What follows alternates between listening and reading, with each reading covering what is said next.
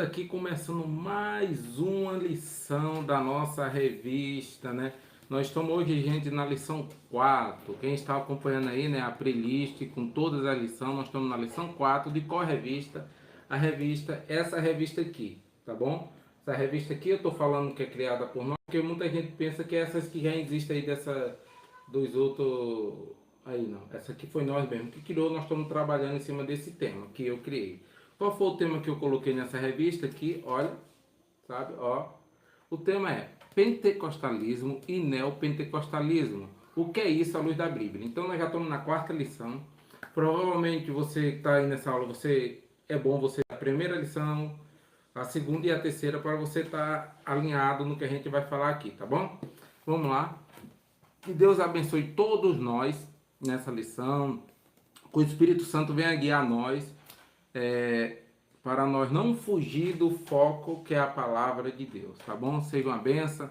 Todo empecilho seja repreendido em nome de Jesus e o nome de Jesus Cristo venha ser glorificado através dessa lição, desse estudo bíblico, tá bom?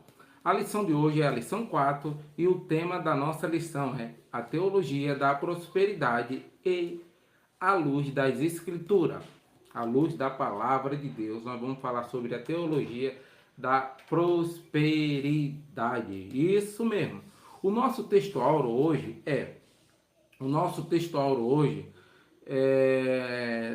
vamos lá, por o texto áureo, né? Porque o amor ao dinheiro é a raiz de todos os mal. Não, porque o amor ao dinheiro é a raiz de todas espécies de males. Está escrito aqui nessa versão. Tá bom? É isso aí. 1 Timóteo 6,10. 1 Timóteo 6,10 está escrito isso, tá bom? É o textuário da lição. Agora nós vamos falar sobre a leitura bíblica em classe. Leitura bíblica em classe da nossa lição tem dois livros para nós ler como exemplo. O primeiro é Mateus 6. Mateus capítulo 6, 19 ao 33. Vamos ler para a nossa compreensão do nosso tema. Mateus 6, versículo 19. Diz assim: não junte riqueza aqui na terra, onde as traças e o ferrugem destrói, e aonde o ladrão arromba e rouba.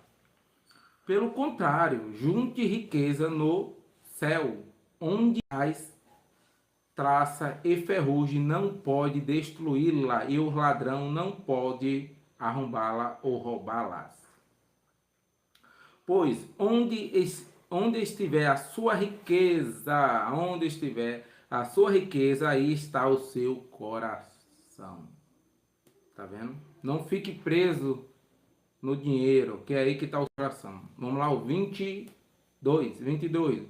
Os olhos são como uma luz para o corpo. Quando os olhos de vocês são bons, todo o seu corpo fica cheio de luz. 23.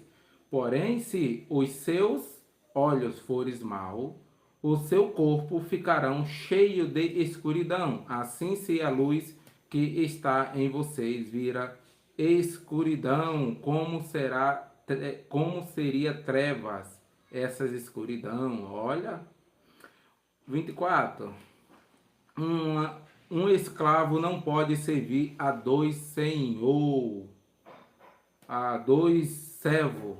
Não, perdão, errei aqui. Um escravo não pode servir a dois donos ao mesmo tempo. Por isso, vai rejeitá-lo a um e preferir a outro seria infiel. A desprezar o outro. Você não pode servir a Deus e também servir ao dinheiro. Olha só, forte, hein? Por isso eu digo a vocês, não se preocupe com a comida. Olha, é aqui que começa um exemplo bom, hein? Não se preocupe com a comida e com a bebida que precisa para viver, nem com a roupa que precisa para se vestir. Afim, será que a vida não é mais importante do que a comida? A comida? E seria que o corpo não é mais importante do que a roupa? Vejamos os passarinhos que voam pelo céu. Eles não semeiam, não colhem, nem granjeia comida e, e, em, pe- e não é deposita no entanto o Pai de vocês que está no céu dá de comer a ele. Será que vocês não valem muito mais do que os passarinhos? Reflita nisso. Nem de vocês pode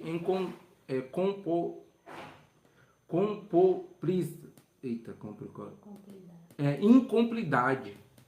Travou a língua aqui. A sua vida, por meio, por mais que se preocupe com isso.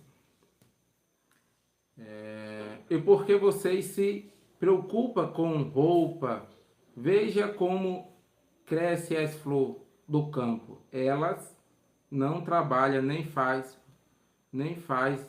roupa para si mesmo. Mas eu afirmo a vocês que nem Salomão, sendo tão rico, usava roupa tão bonita como as flores, ó. Nem Salomão, 29, sendo tão rico, usava roupa tão lindas como as flores. É forte isso. Medite. Porque Deus cuidava dela, né? Porque quem Deus cuida é bem vestido, é bem administrado. O dinheiro não, mas se for por Deus é bem administrado. 30, versículo 30. E Deus que veste as árvores do campo, que hoje dá flor, amanhã desaparece queimada no forno. Então, é claro que ele veste também vocês que têm uma fé tão pequena.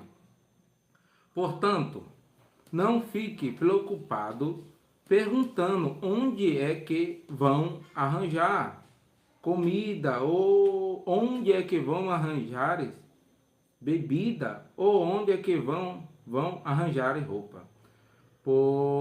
Pois os pagãos que estão se preocupando, procurando essas coisas. O Pai de vocês que está no céu sabe de que vocês precisam de tudo. 32, agora 33. Portanto, põe em primeiro lugar na sua vida o reino de Deus e aquilo que Deus quer, Ele lhe dará todas essas coisas. Só até aqui, o 33. Nós vemos aqui, né, que falou aqui como vê os passarinhos, Deus cuida deles, eles não semeiam, mas eles é cuidado por Deus. Falou das flores que se floria, veste tão bonito que nem Salomão com toda a sua riqueza viu. Por quê? Deus cuida. Quem Deus cuida é diferente de dinheiro. É cuidado por Deus. É um tratamento VIP, quem é cuidado por Deus. Mas o mais interessante que nós vamos chegar, não se prenda à riqueza, a dinheiro, fala, né? Mas o 32, olha o que está dizendo aqui, ó. O 32 fala, pois os pagãos é que estão sempre preocupados com essas coisas. O Pai de vocês que está no céu sabe que vocês precisam de tudo isso. Pois Deus sabe do que nós precisamos. Quem se preocupa com riqueza, prosperidade, é pagão. A Bíblia fala no Mateus 6, capítulo 6, 32, chama de pagão. Sabe o que é isso? Pessoas que servem outros deuses, não confiam em Deus. Preocupar com dinheiro, riqueza é paganismo, está dizendo. Forte isso, né? Agora nós vamos aqui para, outra referência que deu Filipenses 4, Filipenses capítulo 4, 11 ao 13. Versículo 11 ao 13, vamos lá. É rápido, curto. Não estou dizendo isto, não estou dizendo isso por me sentir abandonado, pois aprendi a estar satisfeito com o que tenho. O apóstolo Paulo falou, não estou dizendo isso porque eu me sinto abandonado, mas aprendi a me viver, me contentar com o que tenho. Vamos lá, o 12. Sei o que é estar necessitado. Ele sabe o que é estar necessitado. Sei também o que é ter mais do que é preciso. Também ele sabe o que é ter muito e ter pouco. Temos que aprender a viver no muito e no pouco. Aprender. O segredo de me sentir contente em todo lugar em que qualquer situação que esteja alimentado ou com fome, que tenha muito ou tenha pouco, se contente com o que você tem, com o que Deus está lhe dando. Busca Ele, que Ele está cuidando de você e vai cuidar. O 13, para terminar. Com a força que Cristo me dá, posso enfrentar qualquer situação. Posso enfrentar. Com a força que Cristo me dá, posso enfrentar qualquer situação. Pois é Deus que vai dar força a nós para enfrentar qualquer situação. Pois nós temos que entender, confiar em Deus em primeiro lugar. Isso é o que a Bíblia faz. A teologia da prosperidade à luz das Escrituras. Está aprendendo como é que é? Está aprendendo o que está explicando? Como é que é isso? Abre a mente e não se deixa se levar. Vamos para a lição agora? Continuando a lição. Verdade prática da lição. Verdade prática da lição. A verdadeira prosperidade bíblica não está no acúmulo de bens, mas em viver conforme a vontade de Deus, com contentamento e temor. Nós temos que ter contentamento, nós temos que ter alegria, temor em viver com aquilo que Deus está nos dando. Nós temos que ter fé que Ele vai cuidar de nós. Não precisamos fazer votos para ser rico, ser próspero. Não precisamos disso. Nós temos que acreditar em Deus. Nós não somos pagãos. Fazer campanha da prosperidade, campanha para conquistar algo, campanha da casa nova, campanha do carro novo. Isso não é bíblico.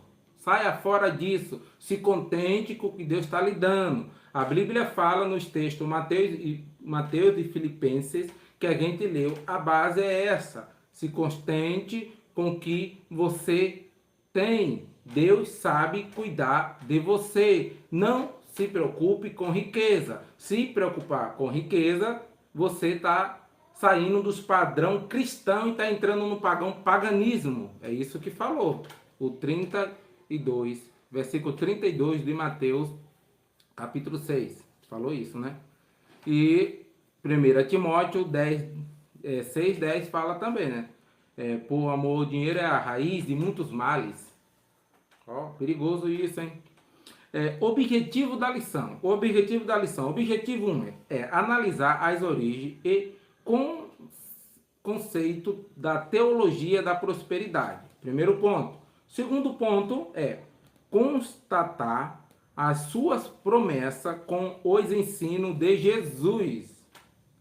Terceiro ponto, ensinar o contestamento e o mordomio com virtude cristã, a mordomia com costume cristão. É isso que é o ponto da lição, esses 3 parâmetros que nós vamos trabalhar e analisar. A introdução da lição. Vamos lá, uma introdução.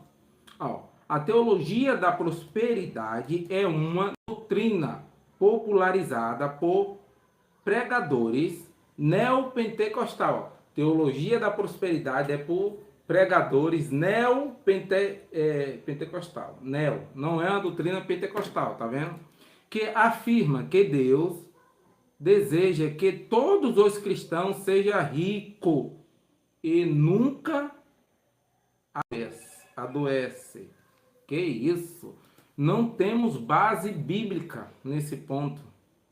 Isso não existe base bíblica. Como eu falei na lição passada, os cristãos da igreja primitiva tinham muita fé e alguns deles passavam necessidade. E os que tinham condição que Deus estava fazendo ser próspero ajudavam. E todos viviam igual, amor. Pois quer dizer que não, você passar isso, você não quer dizer que você não está tendo fé. Isso aí que não tem base bíblica, né? Vamos lá, ponto. Vamos começar, vamos continuar. Embora atrativo, embora é atrativo, isso chama muita atenção, embora é trai atenção. Essa teologia distorcida a mensagem do evangélico a mensagem do evangelho precisa ser confrontada com o ensino bíblico. A mensagem do evangélico deve ter parâmetro dos ensino bíblico. Parâmetro dos ensino bíblico. Se não tiver, não vai ter êxodo.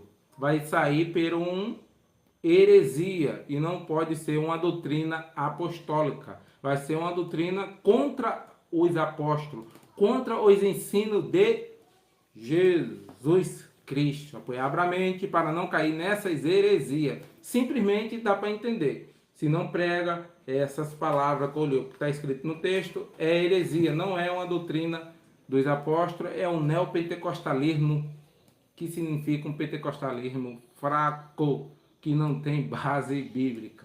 Vamos lá? O que é? Vamos lá, parágrafo 1. O que é a teologia da prosperidade? Definição da teologia da prosperidade. Doutrina é uma doutrina que afirma que a fé é contribuída, que traz a contribuição financeira movendo Deus e consequência da riqueza e saúde aos crentes e também conhecida como evangélico da saúde e da riqueza. Tá vendo? Você não pode ficar doente. Você tem que ser rico. Mentira. Não temos base bíblica. Teologia da prosperidade. Crente doente, que isso? Não pode. Crente tem que ser próspero. Crente miserável, passando necessidade, desempregado. Isso não existe. É falta de fé. Não está com Jesus. Não. Isso é antibíblico. Igreja primitiva já se responde isso. Tá bom, gente? Não pode. Crente pode passar dificuldade, sim. Tá passando dificuldade? Isso. É para você que está criticando, dizendo que crente não pode passar dificuldade.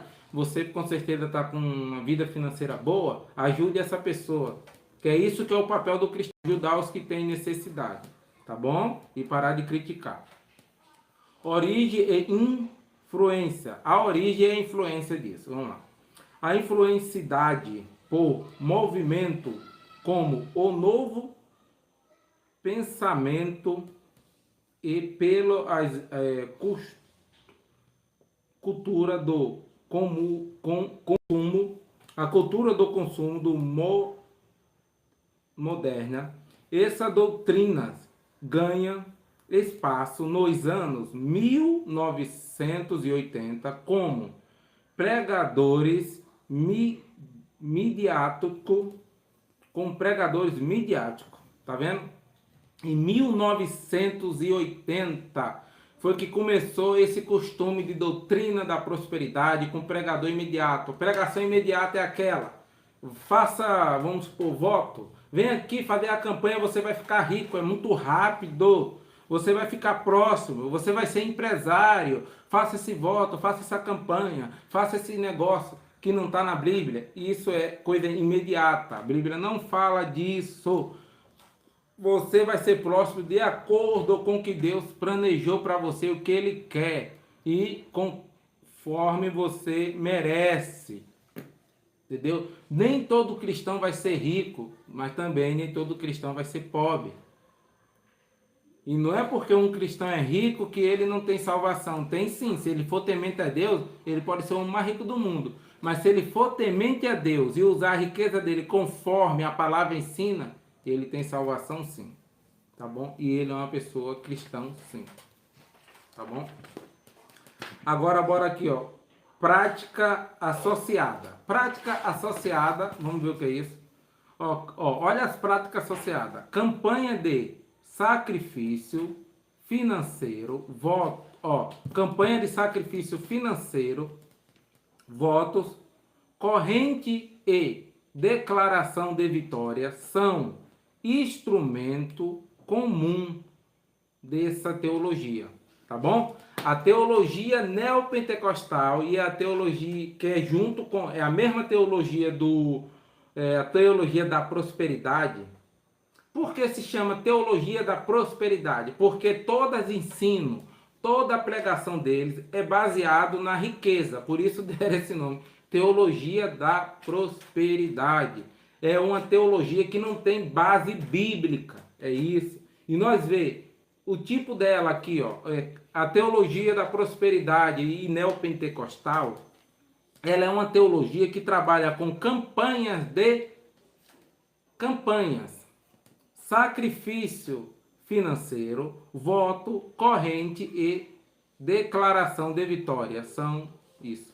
São essas coisas. Declara a sua vitória. Vamos fazer a campanha do R$1.000. Vamos fazer uma campanha aqui de R$300. E vamos fazer a campanha da Rosa Ungida. Não sei. Esse tipo de coisa sai fora. É teologia da prosperidade. É um neopentecostalismo. Então, nós vemos que muitas igrejas que se diz pentecostal, ela faz esse tipo de coisa. Talvez não faça tudo isso, mas sempre tem um tal de campanha, entendeu? Muitas igrejas mesmo, muitas. Esses dias, ontem estava falando aqui com o Fabiano, sexta-feira, ela foi fazer o cabelo com uma pessoa, e essa pessoa é de uma igreja, não vou falar o nome, mas é muito conhecida. É uma igreja Assembleia de Deus aqui do Rio de Janeiro, tá bom? Já deu para entender. Então, ela falou que a igreja estava vazia. O que é que a gente vamos fazer para encher essa igreja? Aí tiveram a ideia lá de começar a fazer campanha. E fazendo essa campanha, diz ela que a igreja começou a encher. Ok. Só que nós vemos que ela afirma, não é o certo fazer isso, né? Mas está dando gente. Olha bem, o foco dessas pessoas não é evangelizar, não é evangelismo, é ter multidões. Porque ela já confessou que fazer campanha é errado. Não quer dizer, ela quer dizer, não temos base bíblica para isso. Mas como está dando gente, é melhor que faça isso para ter um ambiente cheio. Ambiente cheio de pessoas que não se convertem, que não têm encontro com Cristo. Ambiente cheio de pessoas que não querem interesse com a palavra de Deus, mas quer interesse com a campanha.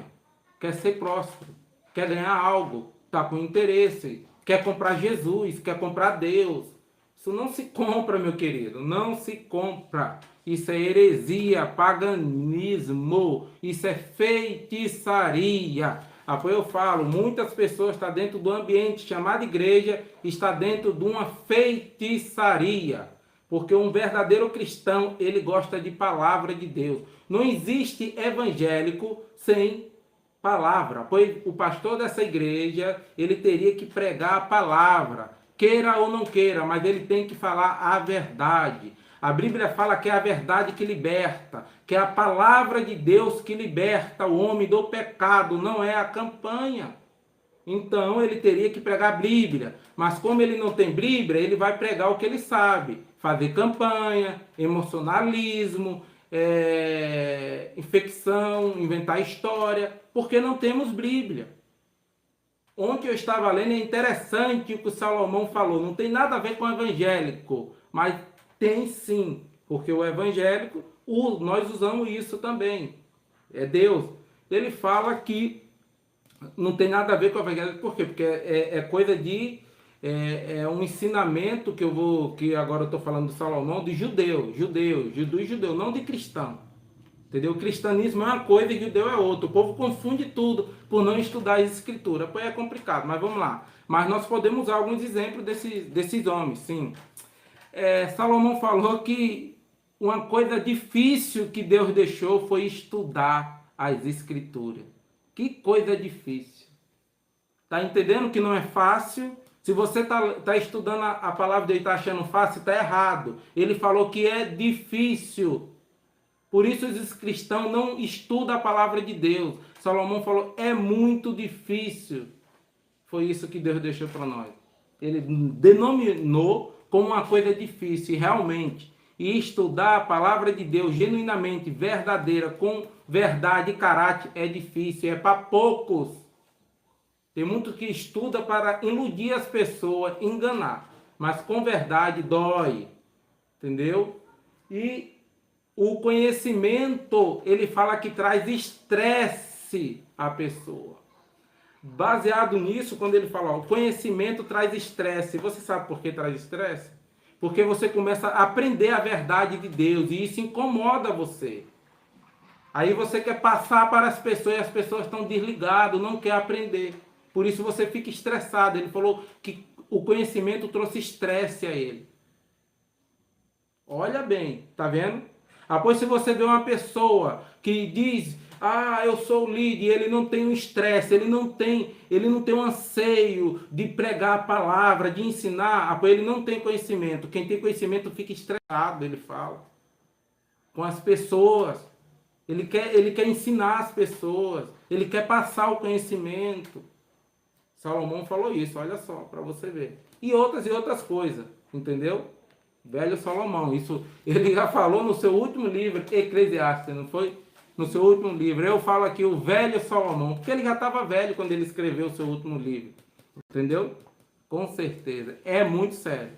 E aí, eu entrei nisso e vou falar. Para muitos que dizem, eu tenho dúvida da salvação de Salomão. Será que Deus salvou ele? Sabe por que você tem dúvida? Eu fiquei pensando. Porque você nunca leu a palavra de Deus e nunca entendeu. Leia ela que você vai entender. Eu não vou dizer. Eu só vou dizer, deixar esse anseio para você. Leia ela.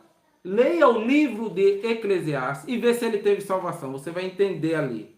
Ali você entende. Resumido. Ele já explicou. Um bom entendedor da palavra vai saber, como não teve salvação? Como homem desse eu tenho dúvida? Lá explica tudo isso. Tá bom? Vamos lá. Para não entrar em outros assuntos. O parágrafo 2, está dizendo o que a Bíblia realmente ensina. O que a Bíblia realmente ensina. Jesus é a simplicidade. Jesus é a simplicidade. Olha o que a Bíblia ensina, que Jesus é simples. Eita! Jesus nasceu pobre, viveu modestamente e ensinou a não ajuntar tesouro na terra. Jesus nasceu pobre, viveu modestamente e ensinou não juntar tesouro na terra. Mateus 6, 19, 21. Nós já leu, não foi? Nós já leu. Mateus 6, 19, 21. Fala o quê? Está escrito o quê? Mateus 6, 19, 21. Mateus 6, 19, 21. Nós lemos, mas eu vou... Aqui, já achei. Mateus 6, 19, 21. Mateus... Não juntai riquezas aqui na terra, onde as traças e ferrugem destroem, e onde os ladrões arrombam e roubam.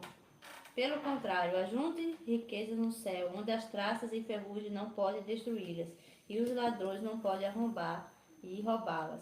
Pois onde estiverem as suas riquezas, aí estará o coração de vocês. Não, é só o 21. 19 a 21. 19, só o 21. Calma aí, ó. Mateus 6. 19 a 21. Não é 19, 21, não. É só o 21. 19 a 21. Calma aí, calma. 6, 19 a 21.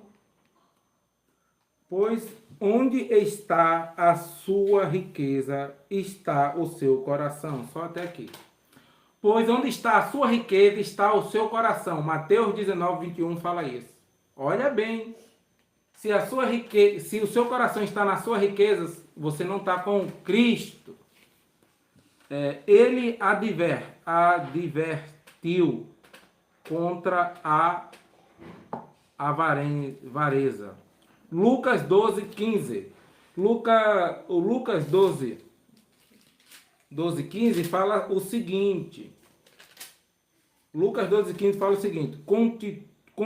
Continue dizendo a todos, preste atenção, tenha cuidado com todos os tipos de avareza, porque a verdadeira vida de um homem, de uma pessoa, não pode das coisas que ele tem, mesmo que seja muita. Pois a nossa vida não é constituída na nossa riqueza. Se nós temos muitas coisas, não é. Olha bem o que está dizendo. Nós não devemos viver para isso. Presta atenção. Sai fora de quem prega isso, muita riqueza. Agora, 2. Vamos lá, ponto. Prosperidade como bênção.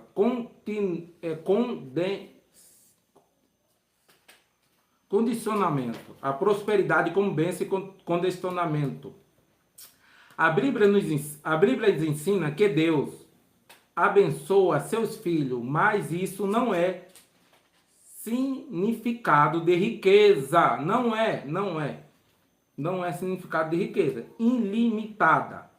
Para todos, Paulo diz que sabia viver com abundância e com escassez.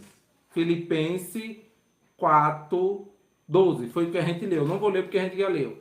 Pois ele falou, eu sei viver no muito e no pouco, reduzidamente. Eu sei me contentar com isso. Aprenda a viver no muito e no pouco também. Tem gente que só sabe viver no muito, no pouco, reclama pra caramba. Só Jesus na vida dessa pessoa. Vamos lá? O verdadeiro tesouro. O verdadeiro tesouro. O reino de Deus é sua justiça. Deve ser o foco do cristão. Mateus 6, 33. Não é acúmulo de bens materiais. Como eu li isso já no começo, não é preciso ler. Pois não é acúmulo de bens. O reino de Deus não é acúmulo de bens. Cuidado com pessoas que estão acumulando muito bens, não estão investindo no reino de Deus. Ele não faz parte do reino de Deus. Ele pode até ir na igreja, ele pode até pregar na igreja, ele pode até ser líder, mas se ele faz acúmulo de bem, ele não faz parte do reino de Deus. É a palavra de Deus que está dizendo isso, não sou eu. Prefira ficar com a Bíblia, que é a palavra de Deus. Tá bom? Analise essas coisas que nós estamos vendo por aí, para não ser enganado com esse evangélico fraco, falso. Parágrafo 3, que eu vou dominar, né? Virtude bíblica que contrasta com essas teorias. Virtude bíblica que contrasta com essas teorias. Contentamento. Hebreu 13, 5. Fala o quê? Vamos lá. Hebreu 13, 5. Leia aí, alto. Não se deixe dominar pelo amor ao dinheiro e fique satisfeito com o que vocês têm, pois Deus disse, eu nunca os deixarei e jamais os abandonarei. O quê? Fala sobre o quê? Não deixe dominar pelo amor ao dinheiro. Tá vendo? Para aí. Pois não deixe se dominar com amor ao dinheiro. Tá vendo? Vigia, gente. Vigia, crente. Nós lembra nos lembra contentamente, vamos com que tenste, o que? Contestares com que tenste. O crente deve estar satisfeito em Deus. Você deve estar feliz em Deus, não com riqueza, tá? Não com dinheiro, se pegando a bem, a carro, a casa, não. Generosidade e serviço. Ó, a Bíblia valoriza o uso, a Bíblia valoriza o uso dos bens para ajudar o próximo, não para ostentação. A Bíblia valoriza o uso dos seus bens para ajudar o próximo, não para você se engrandecer. Se você é um cristão que tem uma vida boa, você não pode se engrandecer com isso. Você deve ajudar as pessoas, entendeu? Bote na mente, um cristão genuíno que se encontrou com Jesus mesmo, ele não se baseia nisso, tá bom? Ele não vive, porque eu tenho muito... Não, ele tenta ajudar as pessoas, tá bom? Aprenda isso, a lição, a Bíblia, base bíblica. Segundo a Coríntios 9, 6 e até o 8. Lembre-se disso, quem planta pouco, colhe pouco. Quem planta muito, colhe muito. Que cada um dê a sua oferta conforme resolveu no seu coração, e não com tristeza nem por obrigação, pois Deus ama quem dá com alegria. E Deus pode dar muito mais do que você precisa, para que vocês tenham sempre tudo o que necessitam, e ainda mais do que o necessário, para fazerem todo tipo de boas obras, como dizem as Escrituras Sagradas. Tá vendo, gente? Tá vendo? Devemos seguir o que? A palavra de Deus. Mordomia cristã. Cristã. Mordomia cristã. O crente é administrador dos seus recursos que Deus lhe dá. A verdadeira prosperidade está em ser fiel com pouco ou com muito. Com muito. Tá vendo? O crente, ele está focado no viver no pouco e no muito, mas ele sempre é fiel. Se ele tem pouco ou muito, ele é fiel a Deus. Pois temos que ser fiel a Deus no pouco ou no muito. Mateus 25, capítulo, versículo 21. Está escrito o que? Muito bem, empregado bom e fiel, disse o patrão. Você foi fiel negociando com pouco dinheiro, e por isso vou por você para negociar com muito. Venha festejar comigo. Quem é fiel no pouco vai festejar no muito com Deus. Quem não é fiel no pouco não pode festejar no muito com Deus. É biblicamente Mateus 25, versículo 21. É forte, é forte. Tá vendo? Tudo aqui tem base bíblica, contexto bíblico. Pois doutrina da prosperidade não tem base bíblica. Já vimos que não tem. Não tem. Sumário teológico. A teologia da prosperidade transforma Deus em servo de homem. A teologia da prosperidade transforma Deus em servo de homem. Que isso? Ela transforma Deus como que seja escravo de homem. Deus, que é isso? Que doideira é essa? Isso não existe, gente. Mas ela leva para isso. O evangélico em comércio. Transforma o evangélico em comércio. Esta inversão é pregada e antibíblico. Essa inversão que é pregada é antibíblico. Antibíblico. Tá vendo? Ele transforma Deus em servo de homem. Isso é antibíblico. E um evangélico em comércio transforma Deus em servo dos homens e evangélico comércio. Vamos comerciar. Transforma um evangélico como se fosse banco. Você faz um investimento e você vai ganhar juros aqui, vai ficar rico financeiro, vai crescer a sua riqueza, o seu bem. Isso não tem base bíblica. Sai fora disso, tá bom, gente? Quando alguém fala muito disso. Aplicação prática.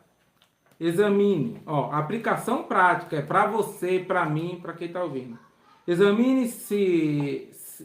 examine seu valor e sua fé. Está focado em bens ou em Cristo? Examine os seus valores. Está focado nos bens ou em Cristo? Isso é um ponto a se examinar. Você serve a Deus ou espera? Não. Você serve a Deus ou espera que Ele apareça e te sirva? Você está servindo a Deus ou você está esperando que Deus venha e te sirva? Isso é você está servindo a Deus? Ou você quer, não, eu vou ficar parado aqui como uma estátua? Deus vai descer do céu, Ele vai ser meu escravo, vai me servir. É isso que você espera? É isso que aqui quer dizer. Deus não é escravo de ninguém. Entendeu? Pois nós que somos servo, pois nós temos que servir, fazer o papel de servo para agradar o nosso Senhor. Tá bom? Deus não é escravo de ninguém, não é servo de ninguém. Nós que somos servos. Pergunta para a sua reflexão. Vamos lá? O que é a teologia da prosperidade? Você já ouviu aqui, só para você, o que é isso? O que a 2? Que prática estão associadas a esses ensinos? 3. O que Jesus ensina sobre a riqueza? 4. O que a Bíblia diz sobre contentamento? 5. Como devemos usar os recursos materiais sugerido a Bíblia? Como devemos usar o nosso recurso? O que é que a Bíblia fala? Tá bom? 5 questões, 5 reflexões para você ouvinte sobre essas doutrinas. Pois acabemos a lição e nós pegamos algumas provas bíblicas e provemos, nós juntos, todo mundo aqui, né? E nós vimos que não existe base para uma pessoa falar o tempo todo em riqueza, em se constituir um culto, um ensino cristão só na riqueza, trazendo para o ouvinte que Deus é escravo do ouvinte. Não pode, não podemos. É isso que a teologia da prosperidade chega. Ela é tão demoníaca que ela transforma Deus em escravo do ser humano. É muito forte, é uma loucura, é muito pesado isso. Após eu termino a lição dizendo para você, saia fora disso aí, fique com a palavra de Deus, busque a palavra de Deus para não cair nessas heresias. Tá bom? Obrigado e até a próxima lição. A próxima lição é qual? Para você ficar ligado. A próxima lição vai falar cura, libertação e uma perspectiva bíblica. Tá bom? Te espero na próxima lição. Um abraço e até lá. Fica na paz de Deus. Fui.